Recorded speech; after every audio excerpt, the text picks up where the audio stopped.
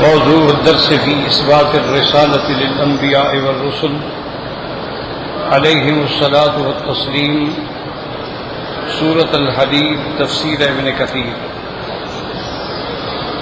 الحمد لله رب العالمين، والصلاة والسلام على أشرف الأنبياء وسيد المرسلين سيدنا محمد وعلى آله وأصحابه أجمعين۔ اللهم صل على سيدنا محمد وعلى آل سيدنا محمد كما صليت على إبراهيم وعلى آل إبراهيم في العالمين إنك حميد مجيد۔ أعوذ بالله من الشيطان الرجيم، بسم الله الرحمن الرحيم۔ وَلَقَدْ أَرْسَلْنَا نُوحًا وَإِبْرَاهِيمَ وَجَعَلْنَا فِي ذُرِّيَّتِهِمَا النُّبُوَّةَ وَالْكِتَابَ فَمِنْهُمْ مُهْتَدٍ وَكَثِيرٌ مِّنْهُمْ فَاسِقُونَ۔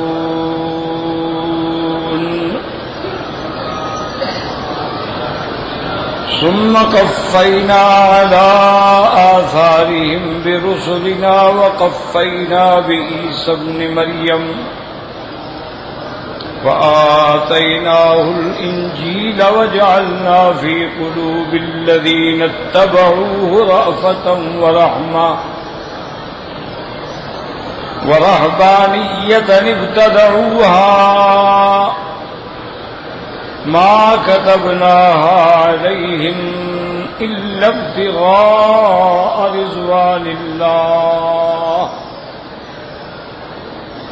فما رعوها حق رعايتها فآتينا الذين آمنوا منهم أجرهم وكثير منهم فاسقون۔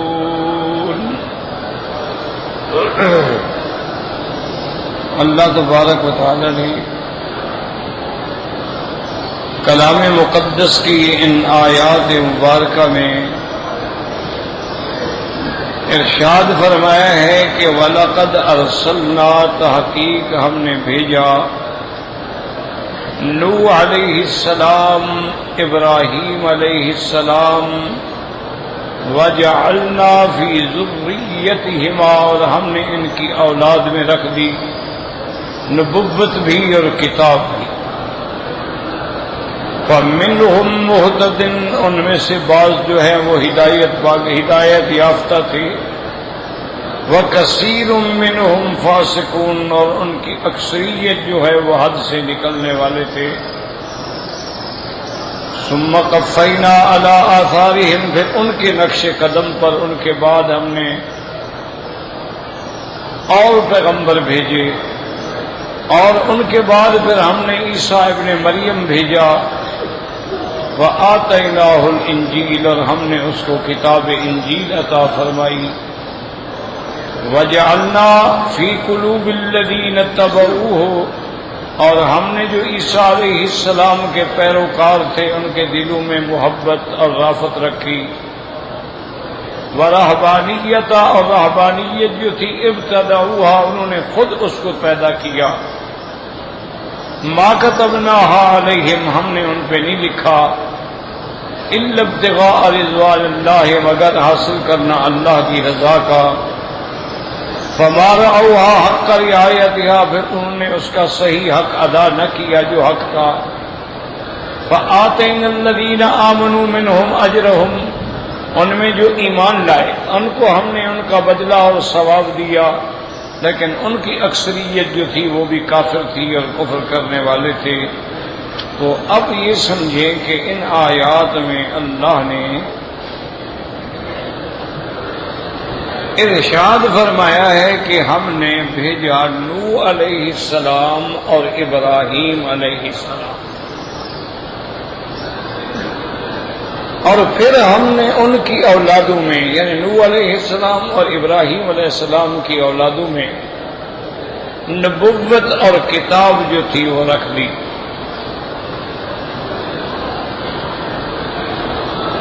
حالانکہ یہ بات یاد رکھیں کہ سب سے پہلے نبی جو ہیں اور خلیفۃ اللہ فی الارض جو ہیں وہ حضرت آدم، اور تمام انسانیت کی، تمام بشریت کی ابتدا اور مبدا جو ہے وہ حضرت آدم ہے، یعنی ابو البشر ہیں۔ اور حضور میرے آقا نے رحمت دو جہان صلی اللہ علیہ وسلم نے فرمایا کلکم بنو آدم وآدم من تراب، تم سب آدم کی اولاد ہو اور آدم کو اللہ نے مٹی سے پیدا کیا۔ مٹی کا معنی یاد رکھو یہ ہوتا ہے کہ جزو اعظم مٹی تھی۔ اکثر لوگ یہ سمجھ لیتے ہیں کہ بھی حضرت آدم علیہ السلام کو شاید صرف مٹی سے ہی پیدا کیا گیا، یہ بات نہیں ہے۔ مٹی جو ہے جزو اعظم تھی، ورنہ اللہ نے اس میں ہوا ہے، پانی ہے، آگ ہے، اربع عناصر ہیں۔ اسی لیے خداوند قدوس نے قرآن میں کئی مقام پہ فرمایا ہے کہ ہم نے آدم کو پیدا کیا من تراب، تراب کہتے ہیں خالص مٹی کو، اور کہیں فرمایا من تین، ہم نے پیدا کیا تین سے، تین کہتے ہیں جب مٹی پانی میں مل کے آئے اس کے بعد وہ تین ہو جاتی ہے، اور کہیں فرمایا من صلصال من حمأ مسنون، کہ ہم نے پھر اس مٹی کو پکایا اور اس سے آواز آنے لگی۔ جب پکی مٹی ہو تو اس کو مارے تو آواز آتی ہے۔ تو مقصد ہے کہ اس میں بھی اربع عناصر تھے، لیکن جزو اعظم جو ہے وہ مٹی تھی۔ اور اس مٹی کے بارے میں بھی علماء نے بڑے اقوال لکھے ہیں، لیکن حقیقت بات یہ ہے کہ اصول یاد رکھیں کہ جو چیز قرآن پاک میں نہ ہو یا حدیث محمد مصطفیٰ میں نہ ہو یا اجماع صحابہ میں نہ ہو، اس کو معلومات کے لیے تو آپ پڑھ سکتے ہیں لیکن دلیل نہیں بنا سکتے۔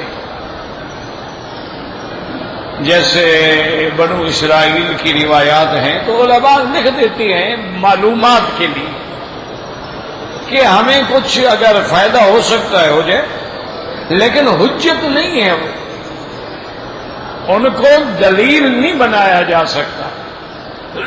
ہمیشہ یاد رکھیں یہی وجہ ہے کہ آج کل بہت سارے لوگ جو ہیں، اللہ رحمت کرے، اللہ عالم جان کے وہ ایسا کر رہے ہیں یا خود بھی بیچارے بھولے ہوئے ہیں، اب یہ تو اللہ جانتا ہے، نیتوں کا علم تو اللہ کے پاس ہے۔ تو وہ کیا کرتے ہیں کہ وہ کتابیں لے لیتے ہیں جو بالکل ضعیف روایات کی ہوتی ہیں۔ اسی لیے علماء نے کتابوں کے بھی طبقات بنائے ہیں، فقہا کے بھی طبقات بنائے ہیں، محدثین کے بھی طبقات بنائے ہیں کہ بھئی یہ طبقہ اولا کی کتاب ہے، طبقہ ثانیہ کی ہے، ثالثہ کی ہے، رابعہ کی ہے یا خامسہ کی ہے۔ اسی طرح راوی جو ہے یہ طبقہ اولا کا راوی ہے، یہ طبقہ ثانیہ کا راوی ہے۔ تو ہمیشہ یاد رکھیں وہ کیا کرتے ہیں، وہ طبقہ خامسہ والی جتنی کتابیں ہیں یہ علماء کے نزدیک حجت ہی نہیں ہے، وہ ان کو لے لیتے ہیں۔ اچھا ان میں بڑی عجیب عجیب روایات ہوتی ہیں کہ جی اللہ کے عرش کو 4 فرشتوں نے اٹھایا ہوا ہے، اور ہر عرش، یہ تو قرآن میں ہے، لیکن آگے جو روایت بنائی کہ ہر فرشتہ جو ہے اس کے 4 منہ 4 ہیں، ایک انسان کا ہے اور ایک باز کا ہے اور ایک جانور کا ہے۔ انا للہ و انا الیہ راجعون۔ اور بعض نے ایسی روایت بھی لکھ دی ہے کہ جی وہ فرشتے جو ہیں نا جی، وہ ان کا جو پاؤں ہیں وہ زمین میں ہیں اور سر جو ہے وہ عرش پہ ہے، اتنا لمبا فرشتہ ہے۔ ایسے قصے کہانی ہیں جن کی کوئی حقیقت نہیں۔ اچھا وجہ کیا ہے؟ ان کو مصیبت یہ پڑ گئی کہ جب انہوں نے پڑھا نا کہ اللہ کے عرش کو 4 فرشتوں نے اٹھایا ہوا ہے اور قیامت میں 8 ہو جائیں گے، تو نے کہا بھی عرش پہ تو خدا ہے، اور جنہوں نے عرش اٹھایا ہوا ہے وہ تو اتنی طاقتور تھے نا کہ عرش بھی اٹھا لیا، خدا کو بھی اٹھا لیا۔ اس لیے وہ پھر روایتیں گھڑتے گئے، بناتے گئے۔ تو حالانکہ سیدھی سی بات ہے، یاد رکھو، جب اللہ نے کہا ہے کہ یحمل عرش ربک فوقہم یومئذ ثمانیہ، قیامت والے دن اللہ کا عرش جو ہے وہ 8 فرشتے اٹھائیں گے، باقی فرشتے یہ نہیں کہ وہ زیادہ طاقتور ہیں، وہ تو اللہ کے حکم سے اٹھائیں گے نا، اللہ حکم دیں گے تو اللہ تبارک و تعالی اللہ کے حکم کی تعمیل وہ کریں گے۔ لا یعصون اللہ ما امرہم ویفعلون ما یؤمرون۔ تو اس لیے ہمیشہ یاد رکھیں مشکلات یہی ہوتی ہیں۔ اچھا، چونکہ وہ نئی باتیں ہوتی ہیں اور لوگ بھی عادی ہو گئے ہیں، ان کو جھوٹی کتابیں اور جھوٹے قصے سناؤ نا بڑے خوش ہوتے ہیں، کہتے ہیں جی ماشاءاللہ ماشاءاللہ بڑا پہنچا ہوا عالم ہے، ایسی اندر کی باتیں کرتا ہے نا جو آج تک کسی نے نہیں کی ہے۔ وہ آج تک کوئی کیا کرے، اس کا معنی یہ ہے کہ جھوٹ بولتا ہے، اگر سچ ہوتا تو پہلے بھی تو کوئی کرتا نا۔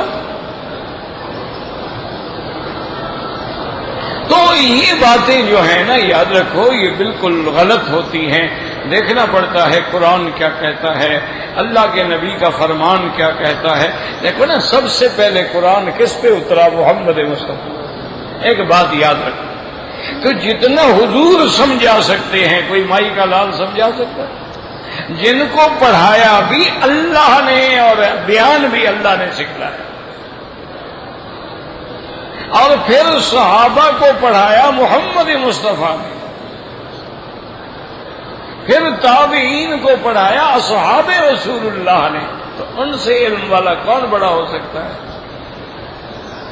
جنہوں نے حضور کی گود میں بیٹھ کے قرآن پڑھا ہو، جنہوں نے سرکار دو عالم کے آمنے سامنے بیٹھ کے قرآن پڑھا ہو، جن کے ایک ایک لفظ کی تفسیر جو ہے وہ خود محمد مصطفیٰ نے بیان فرمائی ہو۔ تو اس لیے ہمیشہ یاد رکھیں کہ آدم علیہ السلام سب کے ابا ہیں، کلکم بنو آدم و آدم من تراب۔ اچھا، اب مسئلہ یہ تھا کہ حضور پاک ہونا انا سید ولد آدم، میں بھی آدم کی اولاد میں ہوں لیکن ان کا سردار ہوں، اللہ نے مجھے تمام اولاد آدم کا سردار بنایا لیکن ہوں میں بھی آدم علیہ السلام کی اولاد، یاد رکھو۔ اچھا، اب آدم علیہ السلام کے بعد بھی نبی آئے ہیں،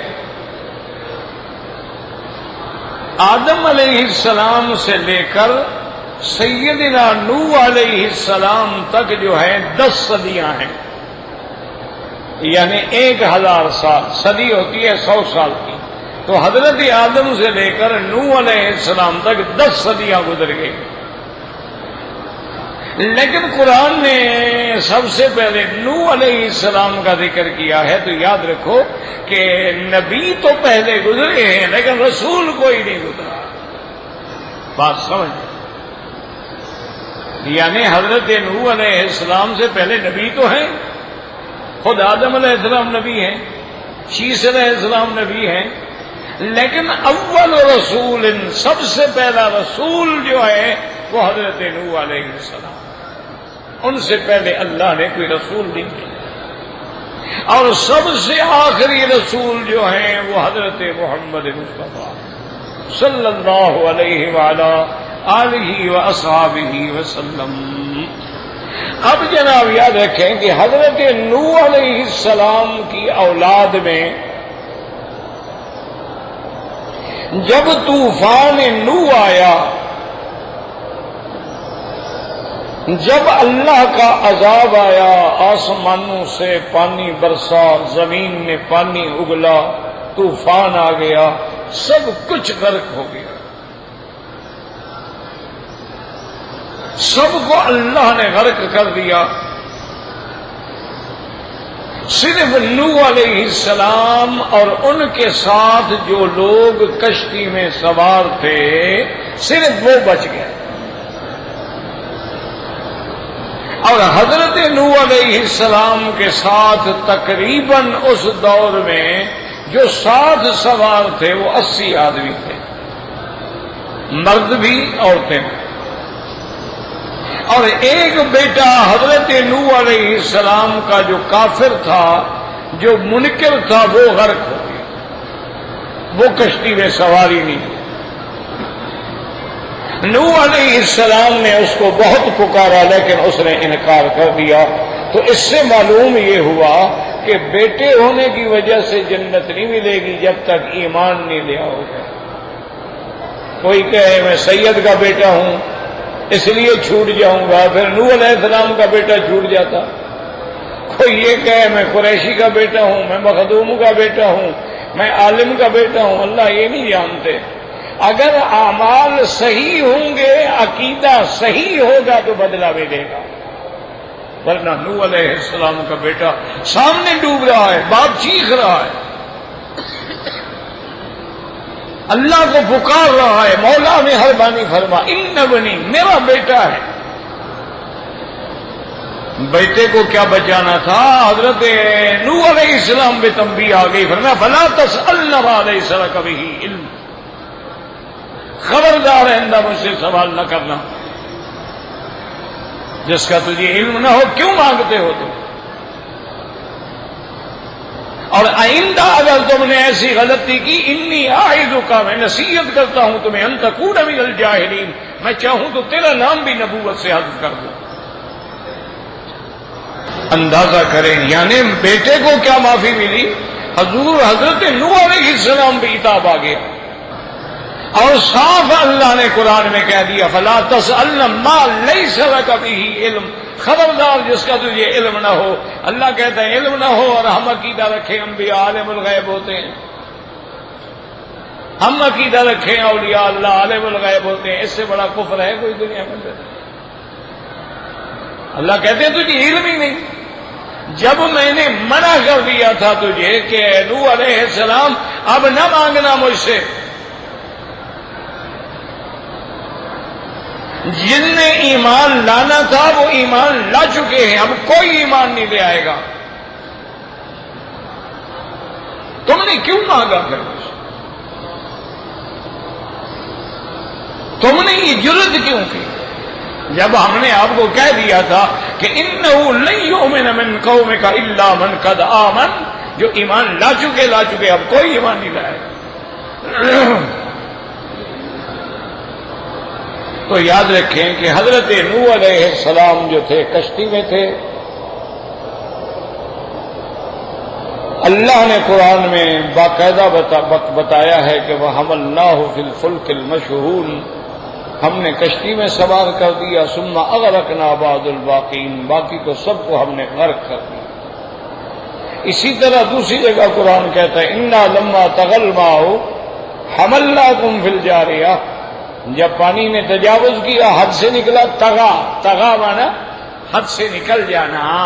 حضور فرماتے ہیں، میرے آقا فرماتے ہیں، میرے محبوب دو عالم فرماتے ہیں صلی اللہ علیہ وسلم کہ دو موقع ایسے ہیں، ایک موقع جب نوح علیہ السلام کی قوم پہ عذاب آیا، لما طغى الماء، وہ فرشتے جو پانی کو کنٹرول کرنے والے تھے ان کے کنٹرول سے بھی پانی نکل گیا۔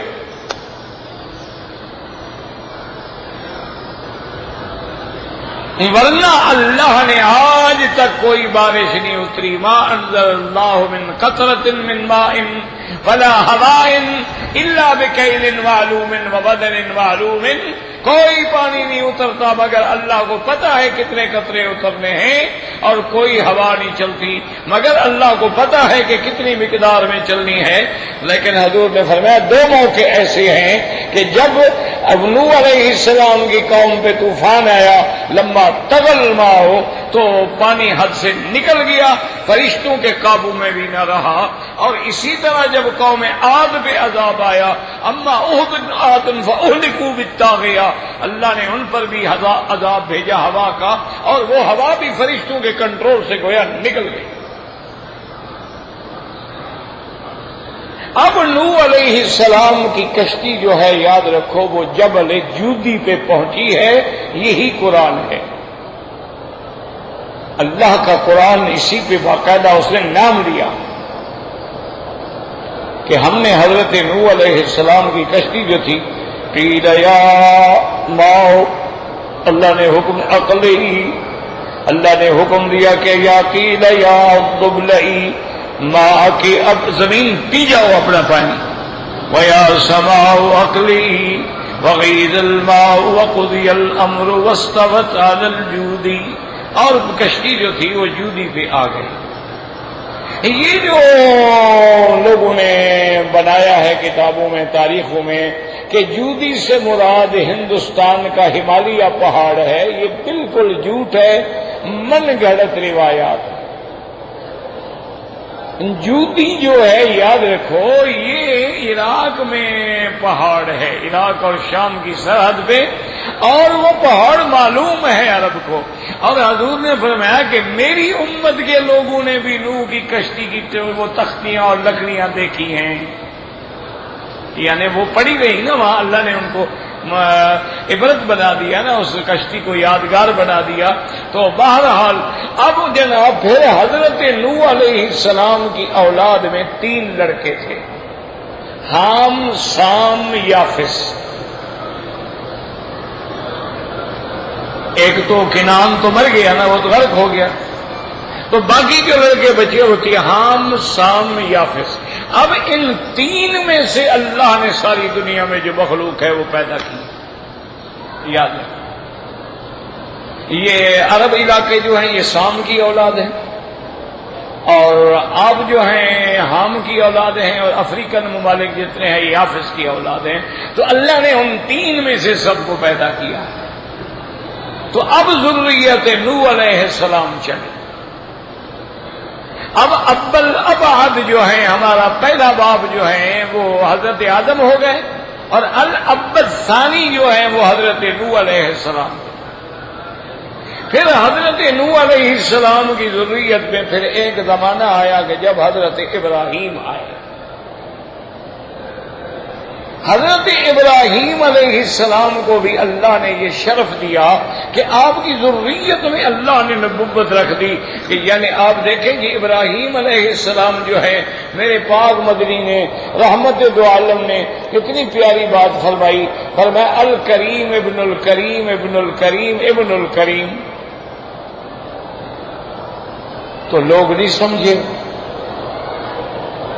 تو انہوں نے کہا حضور کیا مراد ہے؟ آپ نے فرمایا اللہ کے بندے دیکھتے نہیں ہو کہ یہ کیسا سلسلہ نسب ہے کہ الکریم ابن الکریم ابن الکریم ابن الکریم، کہ یوسف علیہ السلام کا ابا یعقوب ہے، یعقوب کا ابا جو ہے وہ اسحاق ہیں، اور اسحاق کا ابا جو ہے وہ سیدنا ابراہیم، سارے نبی ہیں، الکریم ابن الکریم ابن الکریم۔ اچھا بعض لوگوں نے یہ بھی لکھ دیا ہے کہ یوسف علیہ السلام کے باقی بھائی جو تھے وہ بھی نبی تھے، لیکن غلط بات ہے، نبی صرف یوسف علیہ السلام۔ یہ نبی کی شان ہی نہیں ہوتی کہ اپنے بھائی کو قتل کرنے کا ارادہ کر رہے، یہ نبی کی شان ہی نہیں ہوتی کہ اپنے بھائی کو جا کے اندھے کنویں میں ڈال دے، یہ نبی کی شان ہی نہیں ہوتی کہ جھوٹ بول کے غلام بنا کے اپنے بھائی کو بیچ دے، یہ نبی کی شان نہیں ہوتی۔ اچھے لوگ تھے، غلطی ہو گئی، حسد میں آ گئے، لیکن نبی نہیں تھے، یاد رکھیں۔ اچھا اب جناب جو نبوت آتی گئی وہ ساری ولد ابراہیم میں آئی۔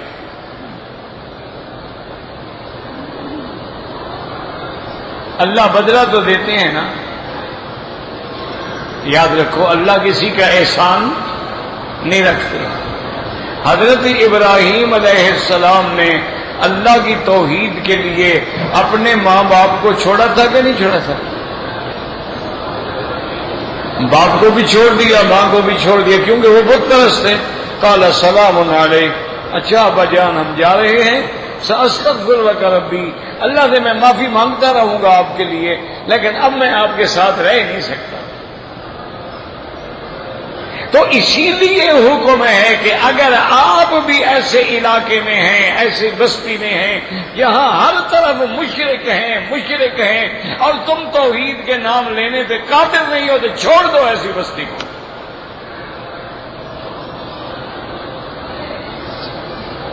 اور اسی طرح حدیث میں ہے کہ کسی کافر ملک میں رہنے کی کوشش نہ کرو، کسی کافر ملک میں سکونت اختیار نہ کرو، سفر بھی نہ کرو، الا مجبوری ہے، علم حاصل کرنا ہے، تجارت ہے، جہاد ہے، کوئی وجہ ہے، ورنہ فرمایا بالکل دور رہیں۔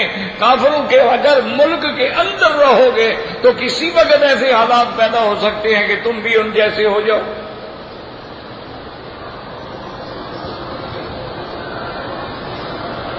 اب اللہ کے پیغمبر نے حضرت ابراہیم نے ابا بھی چھوڑ دیا، اماں بھی چھوڑ دی۔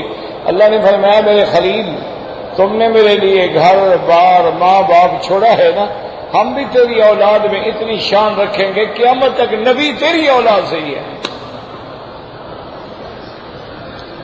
ہم نے بھی اب تمہیں ابو الانبیاء بنا دیا، تم نے ایک باپ چھوڑا، ہم نے نبیوں کا تجھے باپ بنا دیا۔ اور توحید کے لیے مرو، دیکھو اللہ شان دیتا ہے کہ نہیں دیتا۔ تم تو حلووں پہ مر رہے ہو نا، تمہیں تو چوری کھانی ہے نا مجنوں والی،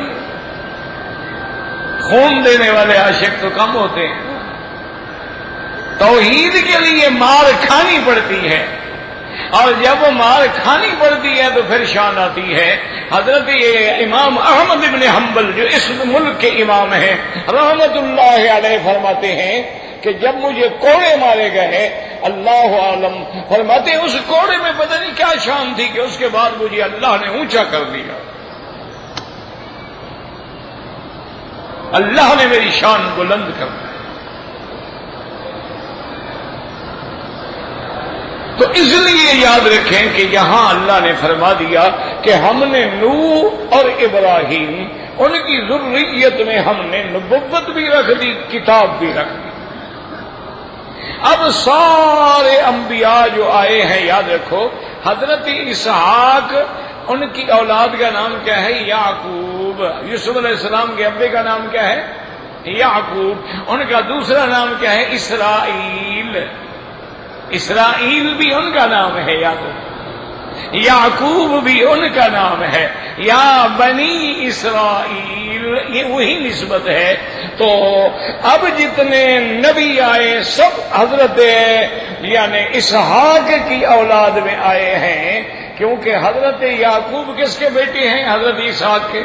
حضرت اسحاق سے یعقوب، یعقوب سے پھر یوسف، سارے نبی آتے گئے تو یہ سارے ولد اسحاق ہیں، اور اسحاق ولد ابراہیم ہیں۔ اور بنو اسرائیل کا آخری پیغمبر کون ہے؟ حضرت عیسیٰ علیہ السلام۔ یاد رکھو، بنو اسرائیل کا آخری پیغمبر کون ہے؟ سیدنا عیسیٰ علیہ السلام۔ دیکھو نا، یاد رکھو، عیسیٰ علیہ السلام کو اللہ نے آسمان پہ بٹھایا، کیوں بٹھایا؟ موسیٰ علیہ السلام کو بٹھا دیتے، کسی اور پیغمبر کو بٹھا دیتے، لیکن عیسیٰ علیہ السلام کو کیوں بٹھایا؟ اور یہ بھی یاد رکھو، عیسیٰ علیہ السلام اور میرے مدنی سرکار کے درمیان میں 600 سال کا فرق ہے۔ 6 صدیاں گزر گئیں، کوئی پیغمبر نہیں آیا۔ عیسیٰ علیہ السلام کے بعد پھر آمنہ کا لال حضرت محمد مصطفیٰ ہے، اور حضرت موسیٰ علیہ السلام کے درمیان اور حضور کے درمیان میں 1200 سال کا فرق ہے۔ اچھا، اب آخری نبی تھے بنی اسرائیل، اور اللہ کا ایک نظام ہے کہ ایک نبی آئے گا، جب وہ جائے گا تو دوسرا پیغمبر آئے گا، اس کی تصدیق کرے گا کہ وہ سچا تھا، اس کی کتاب بھی سچی تھی، اور جب اس کے بعد کسی نے آنا اس کی بشارت دے گا۔ اب حضور کے بعد تو کوئی نبی ہے نہیں، تو وہ نظام خداوندی ٹوٹتا تھا. اللہ نے بنی اسرائیل کا آخری پیغمبر اوپر بٹھا دیا کہ میرے مدنی کے بعد تو نبی ہے نہیں، تم بیٹھے رہو، تو آگے تصدیق کرو محمد مصطفیٰ کی صلی اللہ علیہ وآلہ آلہ وصحبہ وسلم. اب کوئی کہے کہ جی حضور کے بعد نبی آ گیا تو یہ جاہلوں والی بات ہے. عیسیٰ تو پہلے سے نبی ہے. مانا ہے حضور کے بعد کوئی نیا نبی نہیں بنے گا. اگر کوئی دعویٰ کرے گا دجال ہوگا، کوئی دعویٰ کرے گا کذاب ہوگا، کوئی دعویٰ کرے گا مسیلمہ ہوگا، کوئی دعویٰ کرے گا اسود انسی ہوگا، کوئی دعویٰ کرے گا مرزا قادیانی ہوگا، لیکن نبی نہیں آئے گا. عیسیٰ علیہ السلام تو پہلے سے نبی ہے، ان کو نبی نبوت تو نہیں ملی ہے. اب حضرت عیسیٰ علیہ السلام بنو اسرائیل کا آخری نبی اور پھر سب کے آخر جو ہیں، سب کے خاتم جو ہیں وہ حضرت محمد مصطفیٰ ہیں. اس لیے آ گیا خاتم النبیین، خاتم النبیین. مانا مہر بھی کرو تو مہر کا مانا یہ نہیں کہ مہر سے نبی بنتے ہیں، تو اس کا مانا ہم کہیں کسی کو خاتم الاولیاء تو اس کی مہر سے ولی بنتے چلے جائیں گے، خاتم المحدثین اس کی مہر سے ہم محدث بنتے چلے جائیں گے. یہ جاہل. خاتم کا معنی ہی یہ ہوتا ہے کہ لکھنے کے بعد سیل کر دو، اندر کی چیز باہر نہیں آ سکتی، اب باہر کی چیز کوئی اندر نہیں آ سکتی. ختم اللہ علی قلوبہم، کیا مانا؟ ان کے دلوں پہ مہر لگا دی ہے، اب وہ مہر لگاتے جائیں گے، کافر بناتے جائیں گے. کیا مانا؟ پھر جاہلوں والے معنی. خاتم کا معنی یہ ہے کہ اب اللہ نے نبوت کے سلسلے کو بند کر دیا. ختم، خاتم. اب مہر لگ گئی. کون خدا کی مہر کو توڑے؟ اب جناب یہ ہوا کہ چونکہ سارے نبی آ رہے تھے ولد اسحاق، اور مدینہ منورہ میں یہ جو یہودیوں کے قبیلے تھے نا، بنی قینقاع، بنو نذیر، بنی قریظہ، یہ کتابوں میں پڑھ کے انتظار میں بیٹھے تھے کہ کب محمد مصطفیٰ آئیں گے. یہ تو ایمان کے لیے بیٹھے ہوئے تھے. لیکن جب حضور آئے اور ولد من ولد اسماعیل، اور حضور پیدا ہوئے حضرت اسماعیل کے خاندان میں، اب یہودی اکڑ گئے. انہوں نے کہا ہمارا وہ نبوت والا سلسلہ تو ختم ہو گیا، بنو اسحاق سے تو نبوت چھین گئی، ہم کیوں ایمان لائیں بھائی؟ یہ بنو اسحاق سے تو ہے نہیں. حالانکہ جاہل ہے بھی اسحاق کس کا بیٹا ہے؟ ابراہیم کا. اور اسماعیل کس کا بیٹا ہے؟ ابراہیم کا. لیکن ضد ہے بغیم، بھائی ضد کی وجہ سے حسد من عند انفسہم وہ ایمان نہ لے آئے. اس لیے یہاں اللہ نے وضاحت فرما دی اور ارشاد فرمایا وَلَقَدْ أَرْسَلْنَا نُوحًا وَإِبْرَاهِيمَ وَجَعَلْنَا فِي ذُرِّيَّتِهِمَا النُّبُوَّةَ وَالْكِتَابَ فَمِنْهُمْ مُهْتَدٍ وَكَثِيرٌ مِّنْهُمْ فاسقون. یا دیکھیں کہ فَمِنْهُمْ ضمیر کس طرف ہے؟ بعض علماء فرماتی ہیں فَمِنْهُمْ مُهْتَدٍ، ضمیر ذریت کی طرف ہے کہ آپ کی اولاد میں ہدایت والے بھی تھے، لیکن اکثر جو ہیں وہ کافر تھے. لیکن علماء نے فرمایا یہ بات نہیں ہے، آپ کی ذریت میں تو اللہ نے نبوت و کتاب رکھی ہے. آگے جو امتیں تھیں ان میں ہدایت والے بھی تھے اور انکار کرنے والے بھی تھے. وَمِنْهُمْ مُهْتَدٍ وَكَثِيرٌ مِّنْهُمْ فَاسِقُونَ. یاد رکھیں فاسق کہتے ہیں گناہ کرنے والا، کبیرہ گناہ کا ارتکاب کرنے والا فاسق ہوتا ہے. چوہے کو کہتے ہیں فوائسقہ. فوائسقہ کیوں کہتے ہیں کہ ادھر سے نکل جائے گا، ادھر سے نکل جائے گا، ادھر سے نکل جائے گا. تو فاسق جو ہے وہ بھی اللہ کے حدود کو توڑ کے نکل جاتا ہے. اس لیے کبیرہ کا مرتکب فاسق ہوتا ہے، لیکن کافر کو بھی فاسق کہا جاتا ہے. اور یہاں مراد کافر ہیں. کیوں؟ پہلے لفظ ہدایت کہا گیا. فَمِنْهُمْ مُهْتَدٍ وَكَثِيرٌ مِّنْهُمْ فَاسِقُونَ ثُمَّ قَفَّيْنَا عَلَىٰ آثَارِهِمْ. اس کے بعد پھر ہم نے پیغمبر بھیجے. وَقَفَّيْنَا بِعِيسَىٰ ابْنِ مَرْيَمَ، عیسیٰ عیسیٰ علیہ السلام کے چونکہ باپ نہیں ہیں اس لیے ماں کی طرف نسبت کی گئی ہے، ورنہ شریعت کا حکم ہے ادعوہم لآبائہم، سب کو ان کے باپ کے نام سے پکارو۔ اور یہ بھی جاہلوں کا عقیدہ ہے کہ قیامت میں ماں کے نام کے ساتھ پکارا جائے گا، ایک غلط بات ہے۔ ماں کے نام کے ساتھ کیوں پکارے؟ مانا یہ ہے کہ باپ نامعلوم ہے، اور جس کا باپ ہی نامعلوم ہو وہ کون ہوتا ہے؟ اچھی عزت ملے گی ہمیں قیامت میں پھر۔ عجیب بات ہے کہ ماں کے نام کے ساتھ پکارا جائے، جیسے اب یورپ میں باپ کا نام نہیں لکھتے، سکول میں جب لڑکا ہو نا تو ماں کا نام لکھتے ہیں۔ وجہ کیا ہے؟ باپ کا تو پتہ ہی نہیں نا، باپ تو 150 ہے۔ وہ تو ہر رات کلب میں ایک نیا باپ ہے، ہر رات بار میں ایک نیا باپ ہے، ہر رات پب میں ایک نیا باپ ہے۔ اب کس کا نام لکھے؟ اچھا اپنا اپنا فائدہ اٹھا کے سب چلے گئے، ان کو کیا ضرورت پڑی ہے دوسرے کے بچے کو پالیں؟ یاد رکھو یہ جاہلوں کا عقیدہ ہے، قیامت میں سب کو ان کے باپ کے نام سے پکارا جائے گا الا عیسیٰ، چونکہ عیسیٰ کا باپ کوئی نہیں، اس لیے کہا جائے گا عیسیٰ ابن مریم۔ اور فرماتی ہیں وَآتَيْنَاهُ الْإِنْجِيلَ، ہم نے ان کو کتاب انجیل وَجَعَلْنَا فِي قُلُوبِ الَّذِينَ اتَّبَعُوهُ رَأْفَةً وَرَحْمَةً وَاللَّهُ أَعْلَمُ۔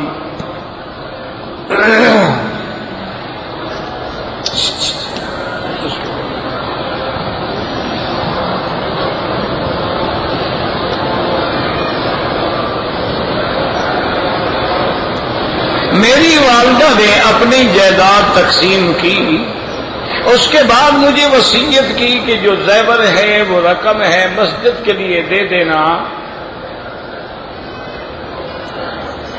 بہرحال اب بھائی کہتے ہیں کہ وہ مسجد پہلے کے لیے وقف رقم بھی تقسیم کروائیں، پتہ نہیں میں نہیں سمجھا۔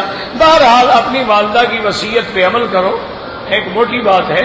اگر آپ کی والدہ نے وصیت کی ہے، جائیداد بھی اس نے تقسیم کر دی، لیکن کچھ اپنے زیور وغیرہ اس نے مسجد کے لیے دیے ہیں، دے دے۔ جو بھائی نہیں مانتے پھر خدا کو جواب دیں گے۔ نمازی کے آگے نہ گزریں، یہاں ہو مدینہ منورہ ہو، مجبوری ہو سجدے کی جگہ سے دور گزریں۔ طواف کرتے ہوئے سینہ کعبے کی طرف نہ ہو، نہ پشت کعبے کی طرف ہو، ایسے چلیں اور نظر نیچے رکھیں۔ اگر کہیں دھکا لگے اور سیدھا ہو جائے 2 قدم ہٹ کے پیچھے پھر طواف شروع کر دیں۔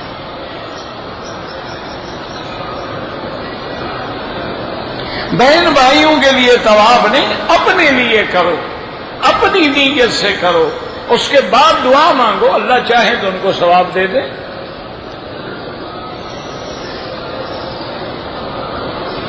اگر ہماری 40 نمازیں مدینہ منورہ میں پوری نہ ہوں، یاد رکھو 40 نمازیں پڑھنا نہ فرض ہے، نہ واجب ہے، نہ سنت مؤکدہ ہے۔ 40 نمازیں پڑھنا ایک فضیلت ہے کہ اگر اللہ کسی کو 40 نمازیں نصیب کر دے تو اللہ اس کو نفاق سے اور آگ سے بری فرما دیتے ہیں۔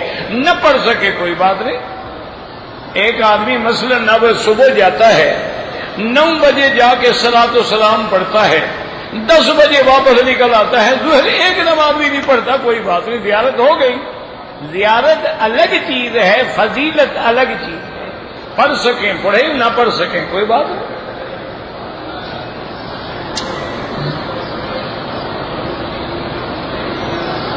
اگر ایک آدمی سجدے میں سر رکھنے کے بعد پاؤں اٹھا لیتا ہے یا دونوں پاؤں اٹھا لیتا ہے تو امام ابو حنیفہ رحمۃ اللہ علیہ کے نزدیک تو نماز ہی فاسد ہو جاتی ہے۔ باقی ائمہ کے نزدیک نماز ہو جائے گی، لیکن ایک امام تو مخالف ہے نا، کہ وہ کہتے حدیث میں ہے کہ انسان یسجد علی 7 اعضاء، 7 اعضاء پہ آدمی سجدہ کرتا ہے۔ جب ایک اعضاء اٹھا لیا تو سجدہ نہ ہوا، جب سجدہ نہ ہوا تو نماز نہ ہوئی۔ یہ تو کھیلتے رہتے ہیں، نہیں پیچھے اٹھاتے رہتے ہیں۔ اچھا ویسے بڑے آرام سے بیٹھے ہوں گے، نماز میں کھڑے ہوں تو ان کو خارش شروع ہو جاتی ہے۔ اب اس کا کیا علاج ہے؟ علاج دعا ہے، دعا تو ہم کرتے رہتے ہیں گندی زبان سے، جیسی مجھ سے کسی نے مکہ مدرسے کے ایک اردا کیا، پتہ نہیں کیا لکھا ہے، مجھے تو پڑھا نہیں جاتا کون سی زبان میں لکھا ہے، نماز کے دوران وضو ٹوٹ گیا، چھوڑ دو نماز، یہ کوئی بات ہے، بغیر وضو پڑھتے رہو گے، عجیب بات نہیں، اب یہ بھی مسئلہ پوچھنے والا ہے، ٹھیک ہے بھائی مفت کا مولوی رگڑا لگاؤ جو لگا سکتے ہیں، بھائی ہر چھوٹے بچے کو پتا ہے کہ وضو کے بغیر نماز نہیں ہوتی۔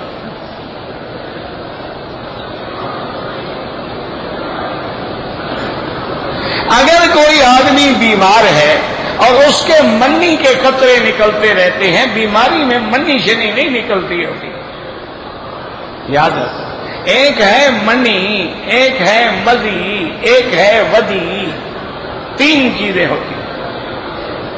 منی وہ ہے جو آدمی کے عضو سے شہوت سے نکلتی ہے، اور شہوت سے اور ٹپک کے نکلتی ہے، اس کے بعد عضو مر جاتا ہے، یہ منی ہے، اس پر غسل کرنا ضروری ہے۔ ایک ہے آپ پیشاب کرنے کے لیے بیٹھے، سفید مادہ آ گیا، آپ پیشاب کر کے فارغ ہوئے، سفید مادہ آ گیا، میاں بیوی آپس میں بوسو کنار کرنے لگے، سفید لیسدار مادہ آ گیا، اس سے غسل نہیں ہوتا۔ غسل صرف منی پہ واجب ہے، باقی چیزوں کے لیے استنجا کرے، وضو کرے، بس۔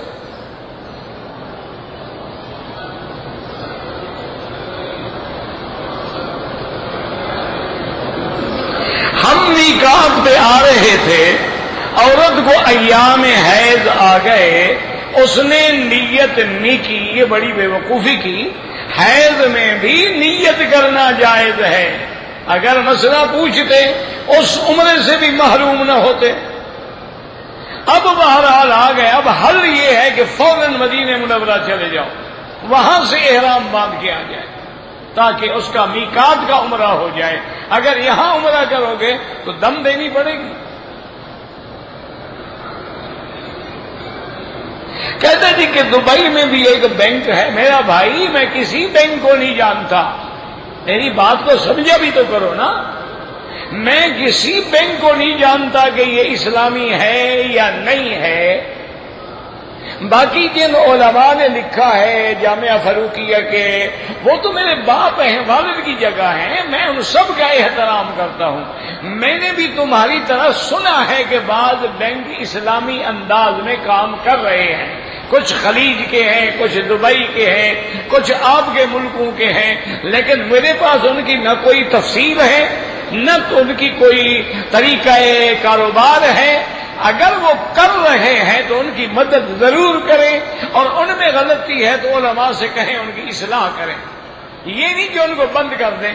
اگر بند کرو گے پھر یہودی بینکوں سے گزارا کرنا پڑے گا، کیونکہ اور بینک تو پھر ہے نہیں نا دنیا میں۔ ابھی لوگوں نے ہمت کی ہے، اسلام کی طرف آئے ہیں، بعض علماء سے انہوں نے فتاوی بھی حاصل کیے ہیں، تو اب ایک راستے پہ چل پڑے ہیں۔ ان میں غلطیاں ہیں، 50% غلطیاں ہوں گی، 50% تو ٹھیک ہو گئے، 60% غلطیاں ہوں گی، 40% تو ٹھیک ہو گئے، باقی غلطیاں تم ٹھیک کرو، ان کے ساتھ علماء کو بٹھاؤ، ان کے ساتھ میٹنگ کرو پیار سے، محبت سے، کہ بھائی تم اچھا کام کر رہے ہو لیکن یہ غلطی ہے، یہ غلطی ہے، اس کی ٹھیک کرو، اس کو یوں کرو، اس کو یوں کرو۔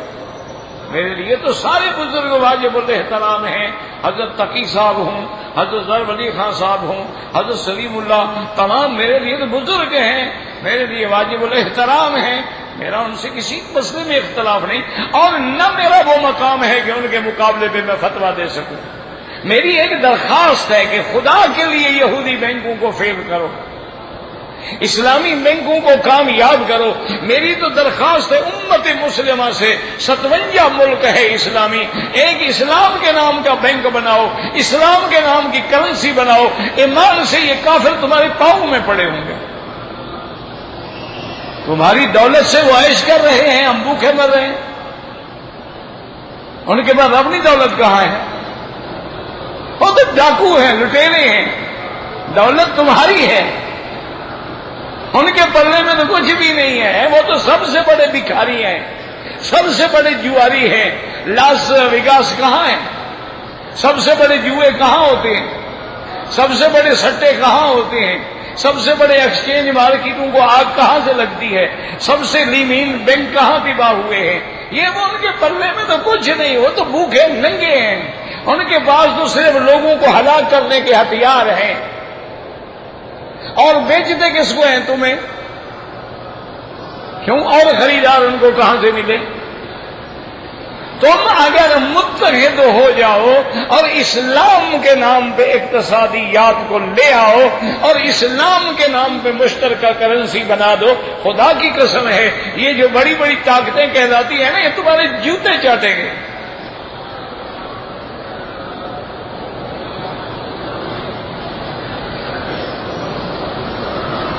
کہتے جی کہ طواف میں نے آخری استلام نہیں کیا، کچھ نہیں ہوتا اللہ کے بندے، استلام اس مستحب شے ہے، نہیں کیا کیا ہو گیا؟ کچھ بھی نہیں۔ یہ کھڑے ہوتے ہیں وہاں، اللہ اکبر اللہ اکبر اللہ اکبر، 10 آدمی ٹکرا رہے ہیں، وہ کھڑا ہے، تو حجر اسود کو کہہ رہے ہو کہ میں فلانا ہوں، خیال رکھنا میرا۔ حکم ہے ہمیں، اللہ اکبر السلام علیکم جاؤ، ہم تو حکم کی تعمیل کر رہے ہیں، ہمیں حجر اسود سے کیا ہے؟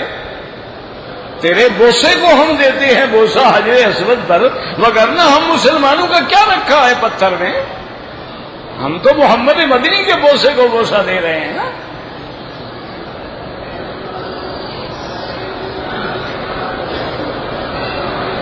ایک آدمی کو دم پڑ گیا ہے، اس کے گھر والے گوشت کھائیں، وہی اچھی بات ہے، بکری دم کسی پہ کر کے گھر والوں کو دے دو۔ اللہ کے بندے وہاں دم کرو، فقیروں میں تقسیم کرو۔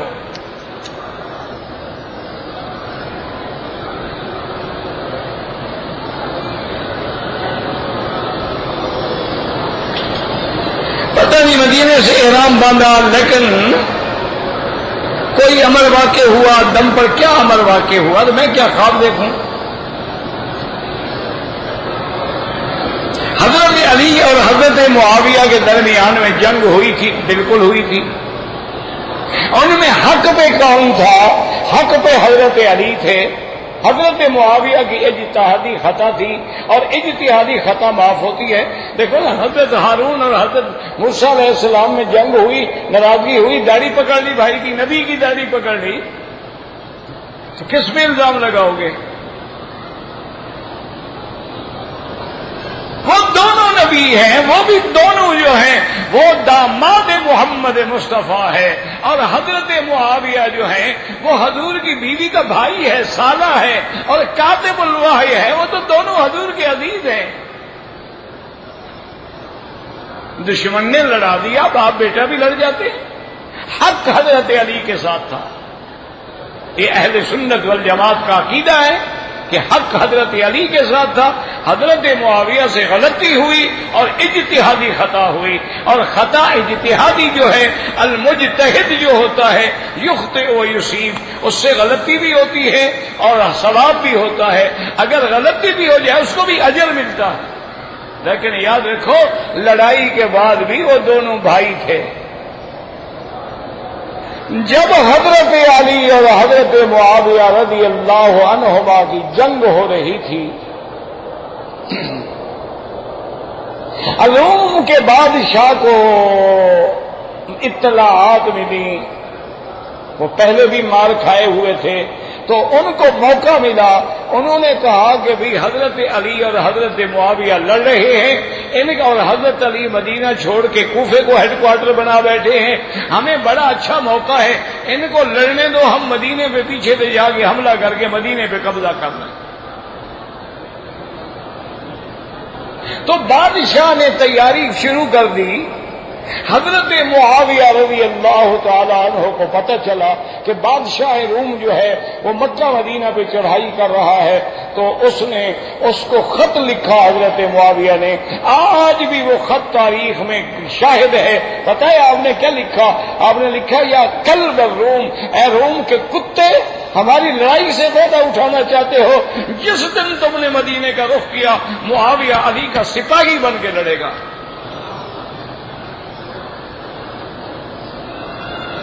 یہ لوگ تھے حضرت، اور تمہارے ہمارے جھگڑے نہیں تھے، خدا کے لیے صحابہ کو بخشو رضوان اللہ علیہم اجمعین۔ جب اللہ نے کہہ دیا رضی اللہ عنہم ورضوا عنہ، یہ لڑے ہیں، یہ مرے ہیں، میں ان سے راضی، یہ مجھ سے راضی۔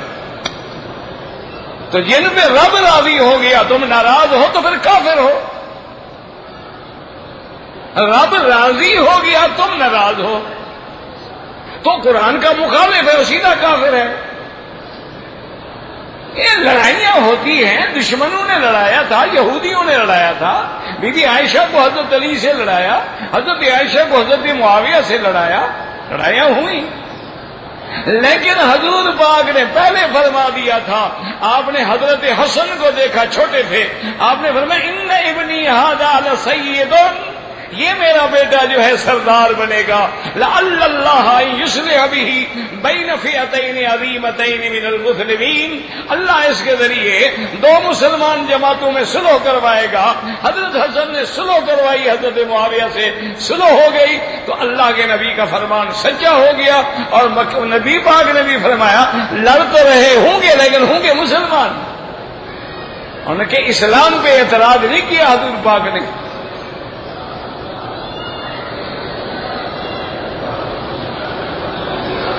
کہتا ہے جی کہ زمزم لے جائے پاکستان میں پانی ملا دے، نہیں اس کو ایسا کرو کہ لے جاؤ دریائے سندھ میں ڈال دو اور اخبار میں دے دو بھی پانی پیتے رہو، زمزم آ رہا ہے، زمزم آ رہا ہے، زمزم آ رہا ہے۔ اللہ کے بندے لے جاؤ، تھوڑا تھوڑا دو، خالص دو، کیوں ملاوٹ؟ ہر بات میں ملاوٹ کے عادی ہو گئے، کھانے میں بھی ملاوٹ، حج میں بھی ملاوٹ، عمرے میں بھی ملاوٹ۔ تھوڑا ہے کیا تو تھوڑا ہے، ایک ایک گھونٹ دے دو بس، مقصد ہے برکت ہے، پی لے۔ کہتے ہیں کہ مسجد کی تعمیر میں اگر کسی ہندو نے یا کسی عیسائی نے پیسے دے دیے، چندہ شامل کر دیا مسجد میں، کوئی بات نہیں، یہ کعبہ شریف کس نے بنایا؟ سارے پیسے کافروں کے تھے۔ حضور کے زمانے میں جب کعبہ بنا ہے تو ابو جہل اینڈ کمپنی کا پیسہ لگا ہوا ہے۔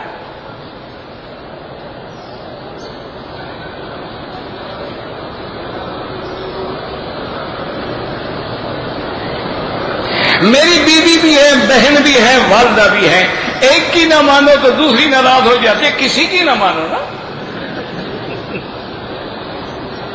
سب راضی ہو جائیں۔ کسی کی بھی بات، تم ایک کو گھڑی دے دو اور ایک کو تم کہو کہ زمزم پہ گزارا کرو، ناراضگی تو ہوگی نا پھر۔ نہیں جناب، کسی کی نہ مانو، خاموش کہو عبادت کے لیے آئے، چپ، اللہ اکبر، 2 دن میں ٹھیک ہو جائیں گے۔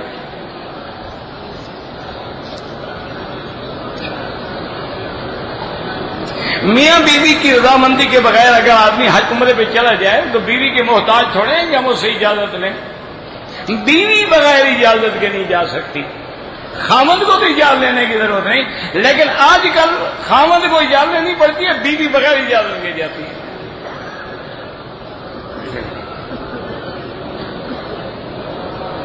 کہتے ہیں کہ میاں بیوی ایک دوسرے سے ناراض ہیں لیکن دونوں عمرے پہ آئے ہوئے، ناراض اچھے ہیں، عمرے پہ تو کٹھے آئے ہوئے ہیں، ناراض کہاں ہیں پھر؟ خدا کے بندے دنیاوی ناراضگی نہ رکھو، 3 دن سے زیادہ ناراض رہو تو سرکار دو جہاں کے مخالفت ہے۔ حضور نے فرمایا فوراً جھگڑا ختم کرو۔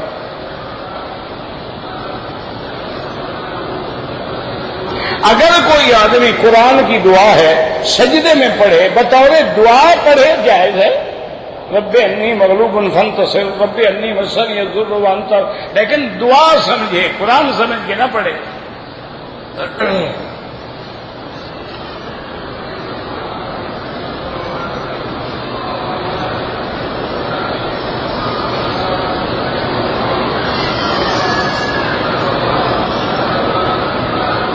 میں نے احرام خراب ہو گیا، دھلنے کے دے دیا، 20-25 منٹ کے لیے میں نے قمیض پہن لی، 2-4 ریال خیرات کر دو، کوئی حرج نہیں، کچھ بھی نہیں ہوتا۔ 2 طواف کر لو تو بعد میں 2 رکعت پڑھ لو، بالکل جائز ہے۔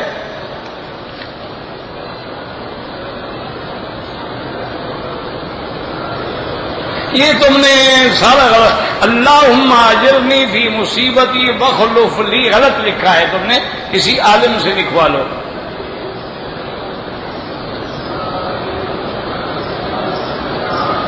اگر ایجنٹ ہمیں کسی دوسری خاتون کا محرم بنا دیں، بالکل حرام ہے، ناجائز ہے اور عذاب بھی ہے۔ کبھی ایسا ہوتا ہے یہاں عورت آگے رشتہ داروں میں چلی گئی، اب ہے نہیں، تمہیں وہ نکلنے نہیں دیں گے کہ عورت لے آؤ، کہاں ہے؟ بالکل کسی کے محرم نہ بننا۔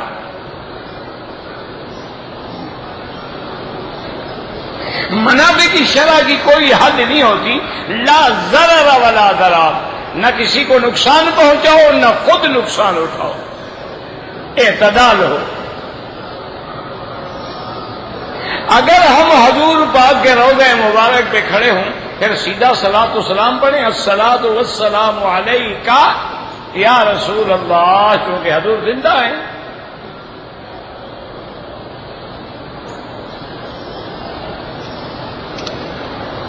کہتے جی کہ حرم میں تو نیکی 1,00,000 کے برابر ہے، اور کہتے ہیں کہ دین کی تبلیغ پہ نکلو تو 49 کروڑ ہو جاتا ہے۔ تو یہ بھی آتا ہے نا کہ حج، جب تم حرم میں حج پہ جاتے ہو تو پیدل اگر کرو تو ایک نیکی 700 حرم کی نیکی کے برابر ہے، تو وہ کیسے زیادہ ہو گئی؟ یعنی تم اللہ زیادہ دے تو تم گھٹانا چاہتے ہو، تم نے کوئی وہاں اپنا کنٹرول پینل لگایا ہوا ہے۔ واللہ یضاعف لمن یشاء، جتنا بڑھا دے ان کی مرضی۔ تو دین کی تبلیغ فرض ہے، طواف تو نفل ہے۔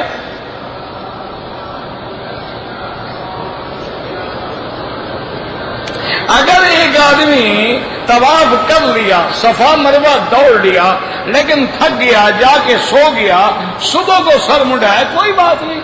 نیند میں کپڑا منہ پہ آ گیا، کوئی بات نہیں۔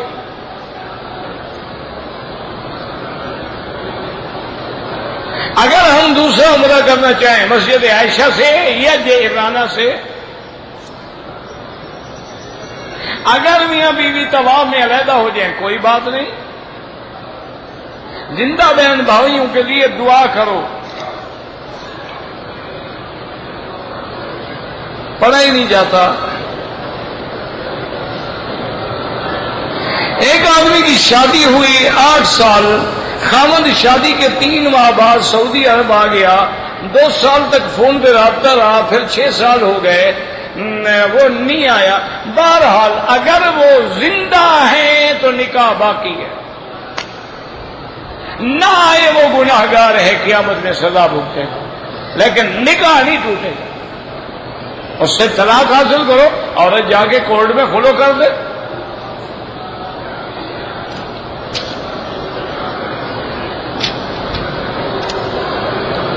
اگر ایک آدمی نے بال تھوڑے بھائی ٹک کر لگائے ہیں، 2 بال ادھر سے 2 3 ادھر سے، تو پھر دم پڑ گئی، تھوڑے تھوڑے سارے سر سے کاٹے ہیں تو کوئی دم نہیں۔